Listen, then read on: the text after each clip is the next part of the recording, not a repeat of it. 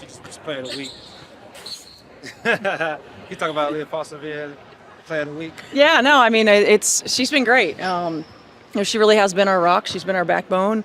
We've played through her, and she's been very consistent for us. And not just scoring the basketball, but being a facilitator, locking down on the defensive end, really being the high level communicator on the defensive end as well. And she's been outstanding, and she's really continued to grow throughout the course of the season. Talk about how Ari has played a role in your system and how she changed the game. Yeah, well, Ari certainly changes the game because of her speed. Her ability in the backcourt to push tempo, her ability to get downhill and get to the rim. I mean, we really only had one downhill player in Kelsey before we got Ari in the mix. And her decision making, her ability to run the team has grown as her confidence has grown. You've seen that she can step up and make big shots. And she also really sets the tone for us on the defensive end, getting into offensive players. A couple people have attributed her confidence to being like a big part of why she's had so much success. What do you think has allowed her to be so confident? I think we just allow her to be her, right? We know that we had a need for her ability, her speed, her quickness. She's a player who came into a situation, and I think when she was on her flight to Indianapolis, had already memorized the playbook. I mean, that just shows that what kind of IQ she has. It shows that she was ready for the opportunity. We often talk about stay ready so you don't have to get ready, and she stayed ready, and we allow her to do what she does best. Everybody that on this team believes in her, and she's helped get us to another level, and she's helped get us to playing consistent basketball. You guys are also sorry, go ahead.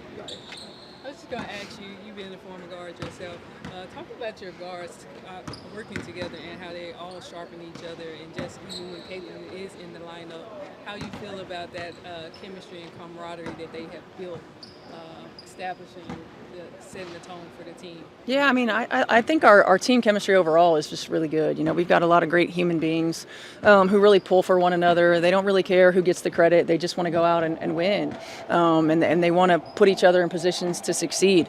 Our guard play and consistency with being able to knock down shots, of being able to spread the floor, of being able to find the right pass, get the ball moving, playing inline to inline in the quarter court as opposed to free throw line to free throw line. I think that has opened up some areas for us on the offensive end. I think it allows AB a little bit more space to operate. I'm just really proud of the growth that we continue to show. I have an actual question for you, but who's in charge of the Ox right now? I have no idea. This is why you need to get her back on the court. Yeah, I don't know. Well, She won't make eye contact. Yeah. speaking about that, the reason why I said the guards, it's been this debate that the toughest position in the league right now is the 4 spot. But most basketball people The think, toughest or the most talented?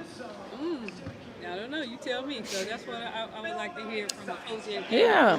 I mean, I think the 4 position is critical. I mean, point guard position is critical, but I think the 4 position is critical. The game has changed, right, so much, and you think about the 4s in our league with Fee and Stewie, and I mean, they kind of headlined the change maybe and how the game is played. We did so back in the day when we moved Tamika to the 4, as well, and it really is a 4 guard kind of system and style with a lot of great size at those positions. I still think the point guard is always going to be the toughest position to play in the league. There's no doubt about it. But and traditionally, when you've had the bookends of the point and the post, you've been in a good situation. But a lot of teams run stuff through their 4 players. So.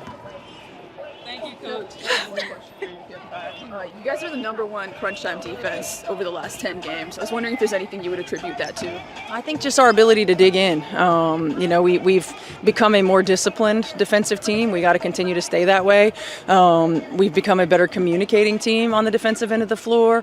We want to disrupt and dictate on the defensive end, and at moments when you have high-level players, versatile players at the end of the game, I think our versatility has helped us to be able to switch in some situations. But just their growth in really embracing the ability to get stops. Natasha said that her and AB are the best communicators on the team. I'm curious if you've seen Natasha sort of help AB on that end. Well, I think both ways. I think they help both each other. Tosh does it differently. AB is like very, very vocal all the time, and you almost have to be from that position on the defensive end of the floor. Like, I don't know, what's that football position, the middle linebacker or whatever, the one that has to communicate all that. That's been AB, and Tosh does it in her own way. Like, she kind of pulling pulling people to the side and being real vocal and communicating in on-ball screens and, does it differently. Natasha has championship experience. She understands what it takes, and her leadership has been invaluable for us.